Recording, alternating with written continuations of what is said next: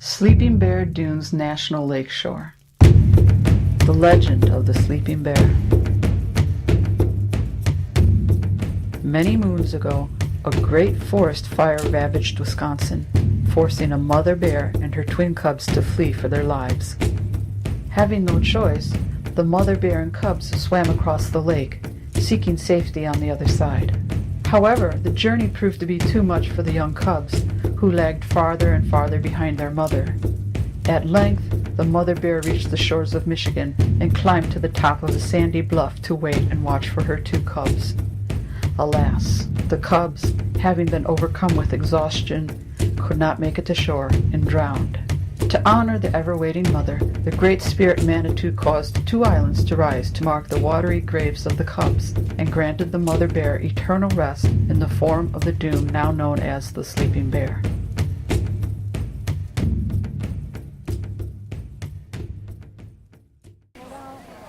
Located in Michigan's Little Finger, Sleeping Bear Dunes have been a popular attraction for over 60 years. Every year, thousands of people come to climb the dunes. The dunes are steep, so climbing to the top can be strenuous.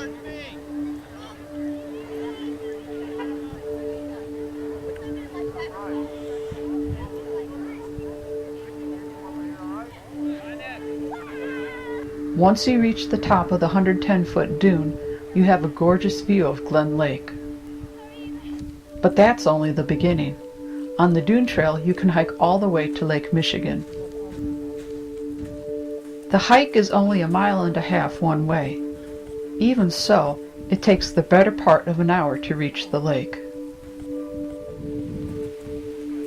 On a sunny day, the sand reflects not only the sunlight, but the heat. To avoid sunstroke, it is important to drink plenty of water.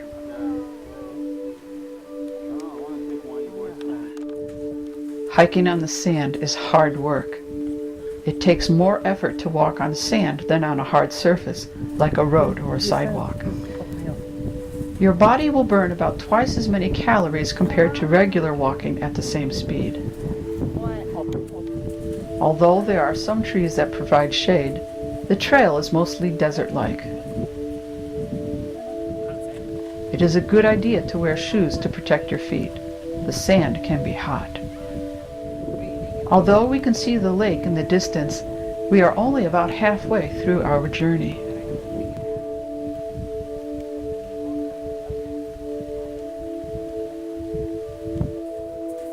The hilly terrain can be challenging, even for those in good physical condition.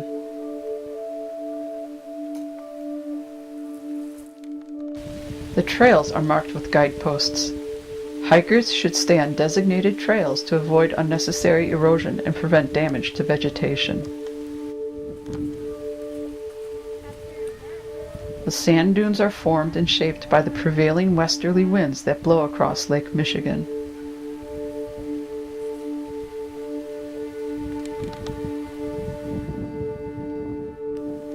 The dunes cover an area of about 4 square miles, but they are constantly moving and changing.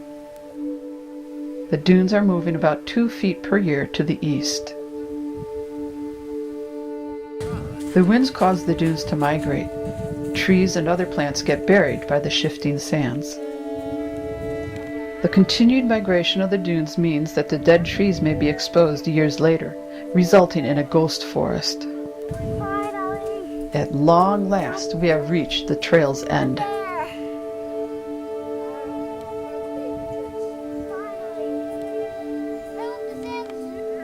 Those hikers who persevere are greeted with a beautiful view of Lake Michigan. Time to take off the shoes and go wading.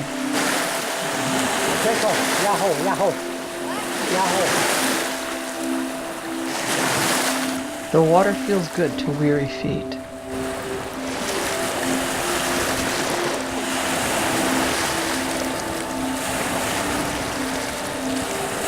After hiking in the hot sun for an hour, a refreshing breeze is a welcome reward. If you brought your bathing suit, you can take a dip. The water might be a bit chilly, but you get used to it quickly. The shore is full of stones. The constant wave action has eroded the stones, rounding them and making them smooth.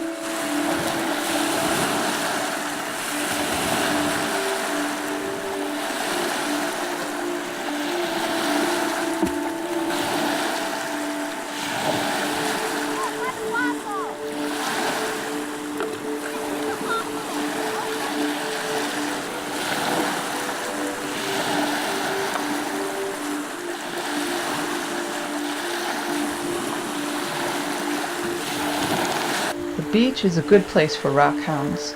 If you're lucky, perhaps you'll find a Petoskey stone. Miles of Lake Michigan shoreline provide a perfect place for a relaxing stroll. After taking a break at the beach, it's time to head back. Less than 2 miles? Back into the hot sand and sun. Sometimes strong winds strip away vegetation. The resulting bowl-shaped depression is known as a blowout. Beach grass is one of the first plants to grow on a new dune. The roots of these plants help the dunes to stabilize and grow. Eventually, shrubs and trees also take root. Somehow, the hike seems much shorter on the way back. Before long, we can see Glen Lake. We're almost there. Just one last dune, and we're done.